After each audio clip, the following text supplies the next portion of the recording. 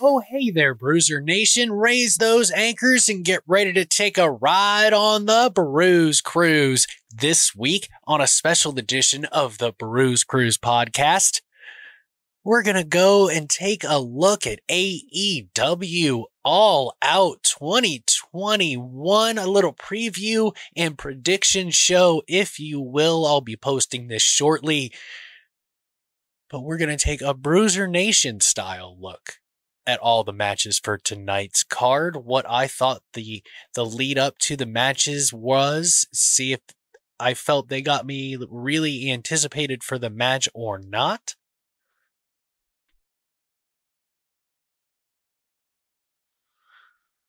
We'll predict those matches as well, at least who we think is going to win. I say we, I mean I, because I'm the only one here. But to make it a little bit more interactive, go ahead and tweet out your predictions at BRUZERNATIONPR on Twitter. Let's just see who gets more right and who gets more wrong, and let's see if we're all crazy. We'll begin our all-out preview right after we pay some bills right here on the BRUZE Cruise podcast.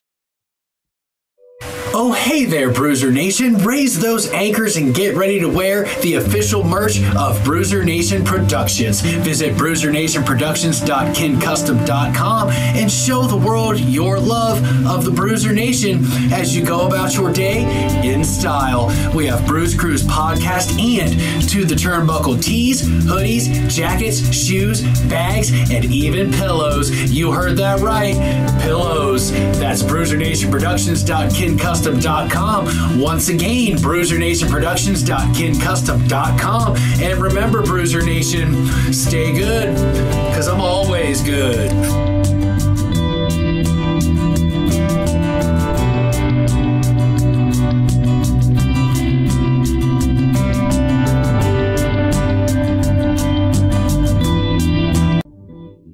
All right, Bruiser Nation, we are back. Just a quick reminder, visit BRUZERNationProductions.com for all our posts, the multiple podcasts we try to have under the Bruiser Nation Productions banner, as well as direct links to our merch partners you heard about, KinCustom.com.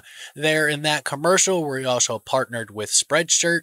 It's a print by order company. Try to keep overhead down a little bit as we build Bruiser Nation Productions, which basically means you order it, they'll print it, and they'll send it to you. That way I don't have boxes of things that I might not sell.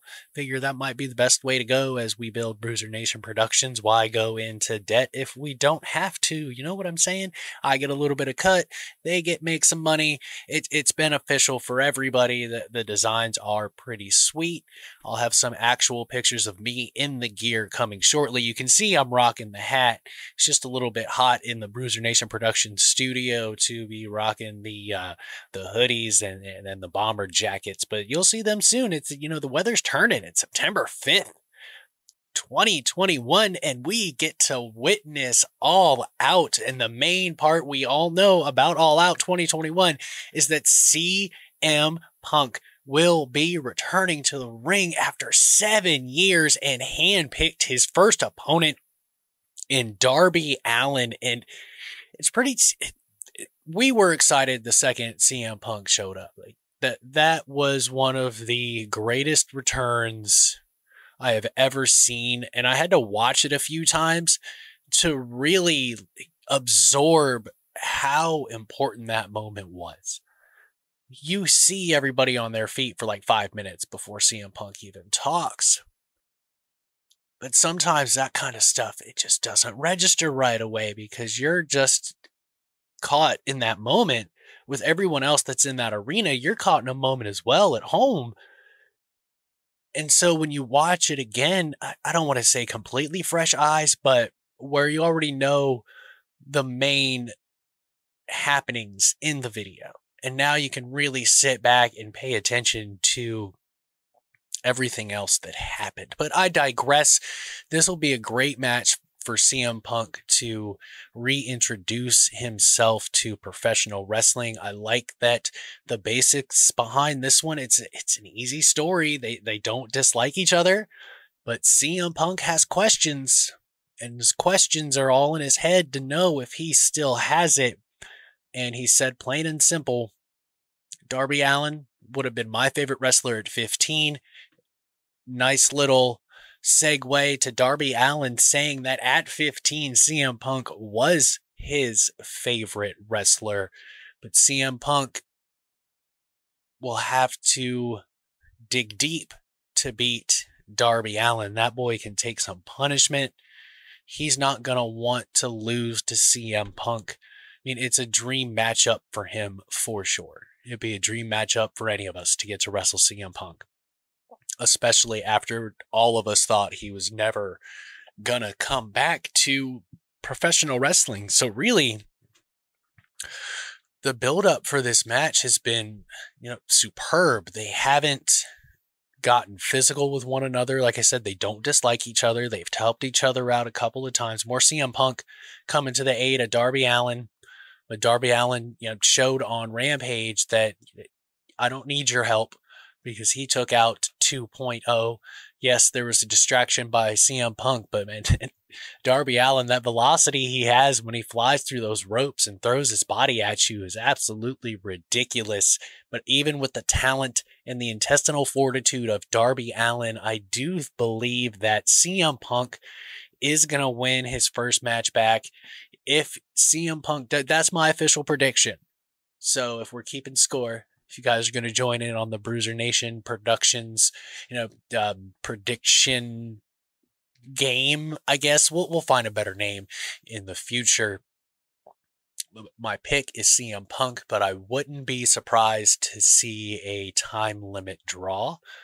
As a matter of fact, that way we can see it again, because that would be legit. Because, yes, it's pro wrestling and AEW goes outside of the box, but Darby Allin would have to lose to CM Punk to keep this going regardless. But if we can get a time limit draw to where we still don't know who's better, that creates more intrigue for that second matchup that they're bound to have.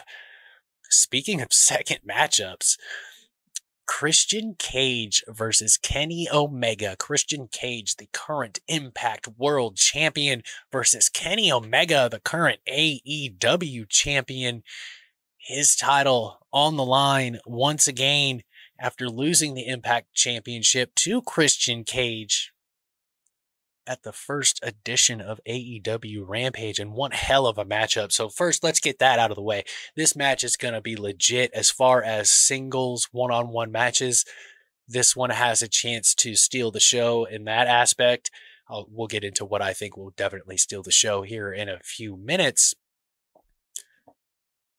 And they did a very, very good job of turning things around for this storyline when Hangman Page took leave.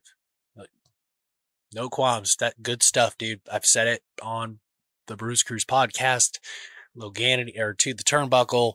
Everywhere I've been talking about this, it shows how much Tony Khan cares about the personal lives of his wrestlers, because he's not making Adam Hangman Page wrestle even though he wants to be on leave with his wife for the birth of their child, which is totally legit.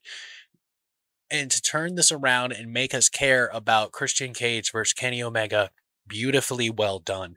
It was a placeholder at first, and then Christian Cage beat Kenny Omega.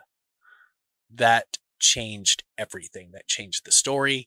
It changed the questions. Maybe Christian Cage can beat him again. Maybe he's just not able to beat Christian Cage. There are wrestlers that have that issue. There's just guys they can't beat. But I do think that Kenny Omega walks out of this one the AEW champion. I think it's too early. Maybe if Hangman Page was wrestling tonight, I could see a title change. But I don't see a title change with Christian Cage for the AEW Championship, whether it be by hook or by crook. I do think that Kenny Omega finally defeats Christian in a hell of a matchup, but remains the AEW World Heavyweight Championship by the time it's all said and done. Speaking of all said and done, Chris Jericho versus Maxwell Jacob Friedman. Chris Jericho has put his own title on the line in this one. Makes this Jerichoholic really nervous. There's no way. And I'll tell you this, as a certified Jerichoholic, they should probably make meetings for people like me. I pay attention to a lot of things that he says, and one of the things that he says is that you probably won't see my retirement coming, which means he doesn't want to, he said it before, he doesn't want to do this type of a storyline to finish his career. Does it kind of take away from the match? Not really. I mean, we know that Jericho can still go with the right opponent, and we know that MJF is a star already. It's not even a star in the making. He's a star, and he's got 3 victories over Chris Jericho. So 1 loss is not going to hurt MJF.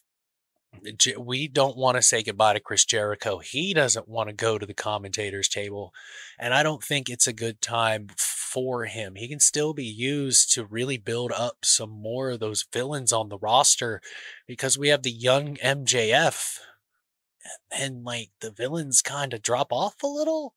Like MJF's at the top, and we have the Bucks, but they're at the top. Like, we need to see Jericho pair off with some more heels, the young guys that need to get over. I mean, of course, I cannot forget about Miro, but he's like, I don't know.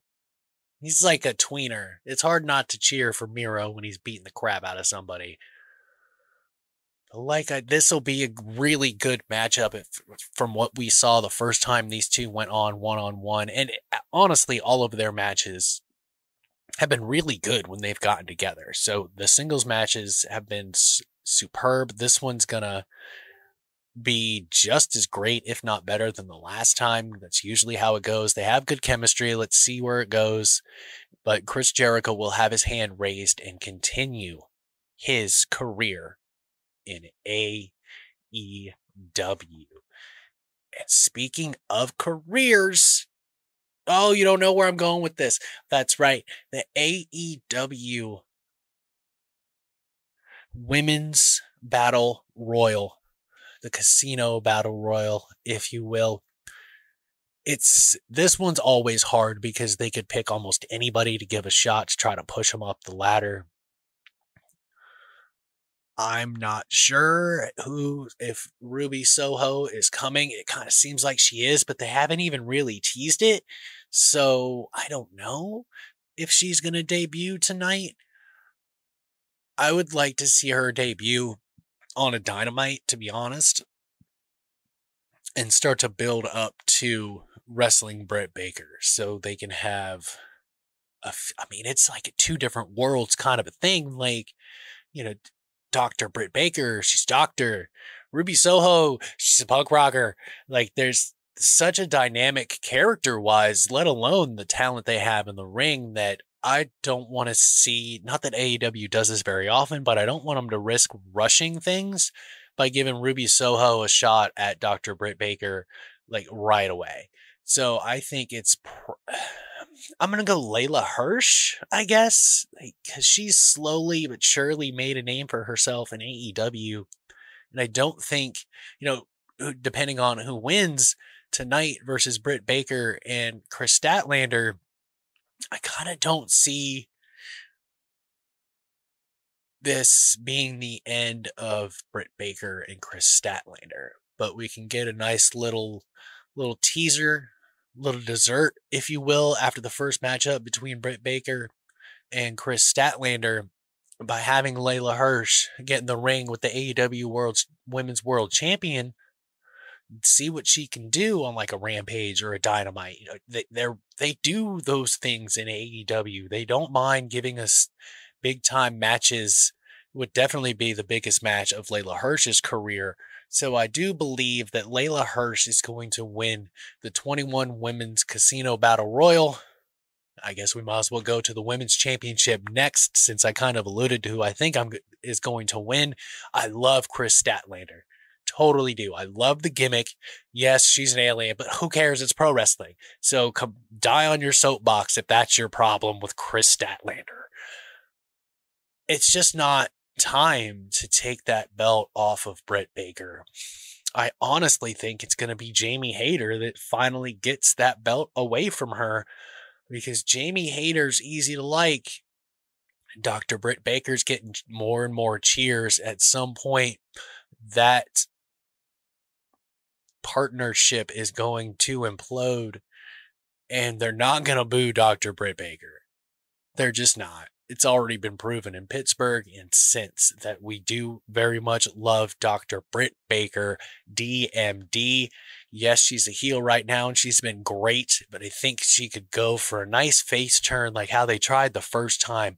But now she's established. We know what she's capable of, and it's hard not to cheer for her. We might as well ride that wave and go ahead and make her a face here. Not right away. She's still got Chris Statlander. A face is probably going to win, like I said, Layla Hirsch, the women's battle royale. But I see it coming. You can feel the change in the tides of Britt Baker being a heel, transitioning to more of a face role. And Rebel could go with Layla Hirsch, or not Layla Hirsch, Jamie Hayter. You can never tell. Like, maybe Jamie Hayter's nicer than Britt Baker is to Rebel, but we'll have to wait and see tonight.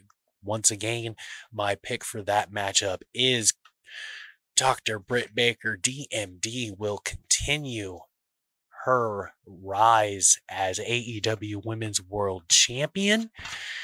Next, we're gonna go ahead, talk about Paul White returning to the ring in an actual matchup. You can tell he's in much better shape and much healthier just by the way his chokeslam looks. Doesn't look like he's in pain when he's doing it. It's smooth. The impact is still there. So you can definitely tell he is ready to go and cleared to go. And this should be not very long.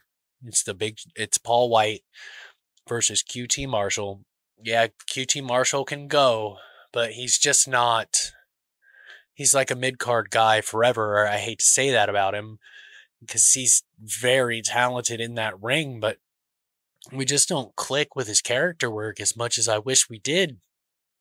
And this is Paul White's return. He's not going to lose to QT Marshall, especially when it's Paul White. QT Marshall will probably go after the hip, maybe the knees. But 7 minutes at most, Paul White puts down QT Marshall. And will Miro put down Eddie Kingston for the TNT Championship? This is not the first time Eddie Kingston has vied for the TNT Championship, but it is the first time that he will be wrestling God's favorite champion, Miro. And they did not disappoint. They did not have much time to build this match, and just on the microphone alone, these two have got us hook, line, and sinker. These two are going to destroy each other. Eddie Kingston is showing that he is a student of the game by saying, I'm going to DDT you, because that seems to be what bothers you the most, is that head of yours, and I'm going to DDT you right through the ring and take your TNT Championship. But I don't think that's the case. Eddie Kingston, God's favorite champion, Miro, will retain the TNT Championship in glorious, brutal fashion. Eddie Kingston, it might even not have to tap out. We might get another referee stoppage. That does seem to happen with Eddie Kingston, where he's not willing to quit, but he'll pass out, and the ref will have to just go ahead and call for the bell just to save Eddie Kingston from himself. So we move a little bit down the card. Oh my gosh, 10 matches, so many. We're all going to be up till like midnight. Jon Moxley versus Satoshi Kojima. In a match none of us knew we wanted until Jon Moxley told us we did. Incredibly violent promos from Jon Moxley. This is going to be one hell of a barn burner. It's not going to be pretty. It's not going to be catch as catch can. It's going to be a Jon Moxley brawl, and we'll probably all enjoy it. I do believe Jon Moxley takes the victory from Satoshi Kojima, but it is going to be one brutal affair. more Japanese style, more than likely, where lots of hard strikes, standing toe and toe in the ring, eating chops, eating hard elbows. But we'll all just be along for the ride for that one, and I'm sure we will thoroughly enjoy it. Our last matchup, I saved it for last for a very specific reason. Do I think it's going to main event? No, I don't, because that's probably CM Punk and Darby Allin. But more than likely, it's going to be the AEW World Championship. But I think this will be the best match overall of the entire night. The Lucha Brothers versus the Young Bucks for the AEW Tag Team Championships in a steel cage to keep the Elite out. And this has been a very long story of the Elite destroying everyone every chance they get. And Tony Khan has had enough, calling for a steel cage. And let's see if the Young Bucks are able to get it done on their own. Maybe, yes, it's the Young Bucks, one of the greatest tag teams in history. But Excalibur alluded to it the other night. Have they become too reliant on the outside interference to where the Lucha Brothers can sneak in, not really sneak in because they're going to beat the hell out of each other, and take those titles in a cage match? And remember, in AEW, it's pinfall, submission, referee stoppage. There's no escaping the cage. So this will be decided one way or another. I'm going to say they'll probably wrestle for like 45 minutes. That's probably the over. I'd give the under 37. But this is going to be a long, brutal affair, stealing the show and walking out the new AEW World Tag Team Champions will be the Lucha Brothers, just for the simple fact that it's time for the Elite to start to crumble and fall. We need to see the Young Bucks working with the younger teams that aren't quite at the top yet. Let's keep shuffling the deck, move people up. But not only that, the Lucha Brothers deserve a title shot.